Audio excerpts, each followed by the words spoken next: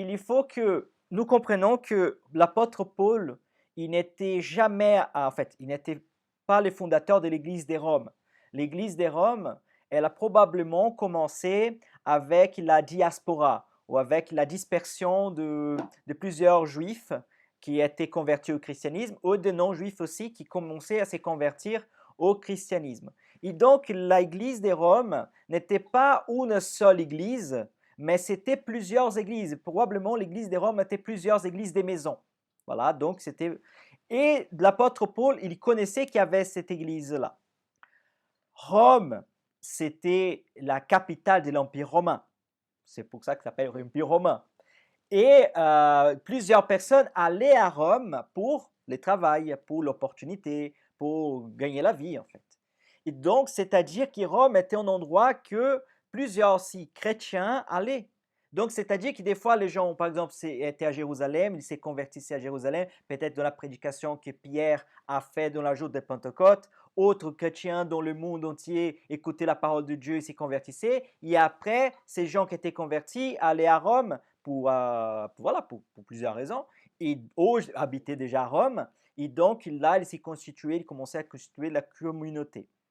L'apôtre Paul, comme il savait qu'il existait déjà une église, que ce n'était pas nécessairement une église qu'il y a fondée lui-même, mais que c'était une église qui faisait partie du corps de Christ, il a écrit cette épître, l'épître des Roms, aux Romains, avec une grande densité théologique. Donc, s'il y a une épître, pas que les autres épîtres n'est pas très dense théologiquement, mais s'il y a une épître qui est vraiment dense et qui est vraiment très explicite et qui explique bien la théologie du Nouveau Testament, c'est l'épître de Paul aux Romains.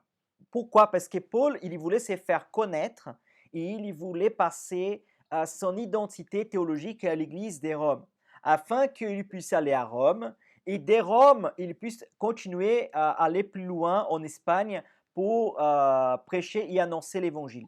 Donc le but de l'apôtre Paul avec l'épître aux Romains, c'était d'avoir le soutien de cette Église, de ce groupe de frères et sœurs, pour les soutenir aussi de manière financière, pour prêcher l'Évangile en Espagne.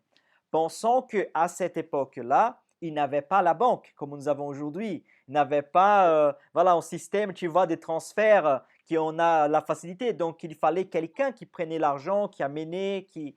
Donc, ce n'était pas forcément la même façon qu'aujourd'hui. Aujourd'hui, par exemple, j'ai reçu en petite aide, pas en aide complète, en petite aide du Brésil. Voilà, j'ai reçu en monnaie brésilienne. Après, j'ai converti ça en euros. Je vais dire que ça fait pleureux, mais bon, ça, c'est pas grave.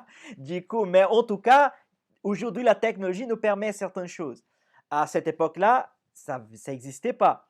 Donc, on voit ici clairement cette but, cette projet en fait de l'apôtre Paul. Donc,